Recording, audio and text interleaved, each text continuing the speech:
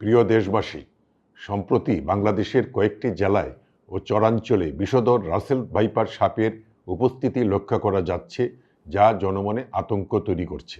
আমি জনগণকে আশ্বস্ত করতে চাই, সাপে কাটা রোগীর চিকিৎসায় দেশের স্বাস্থ্য বিভাগের জেলা ও উপজেলা পর্যন্ত অ্যান্টিভেনম সহ প্রয়োজনীয় উপকরণ সরবরাহ করা হয়েছে। এছাড়া উপজেলা পর্যন্ত সাপে কাটা রোগীর চিকিৎসায় করণীয় সম্পর্কে আমাদের ডাক্তার সহ স্বাস্থ্যকর্মীদের প্রয়োজনীয় প্রশিক্ষণ প্রদান করা হয়েছে। মনে রাখতে হবে, বিষাক্ত সাপে কাটলে বাঁচার পথ একটাই, তা হলো দ্রুত হাসপাতালে নিয়ে যাওয়া। দংশনের পর কারো পরামর্শে উজা ঝাড়ফুঁকের নামে সময় নষ্ট না করে সোজা রোগীকে নিয়ে নিকটবর্তী সরকারি হাসপাতালে যেতে হবে। আসুন আমরা সকলে এ বিষয়ে আতঙ্কিত না হয়ে সচেতন হই। জয় বাংলা, জয় বঙ্গবন্ধু।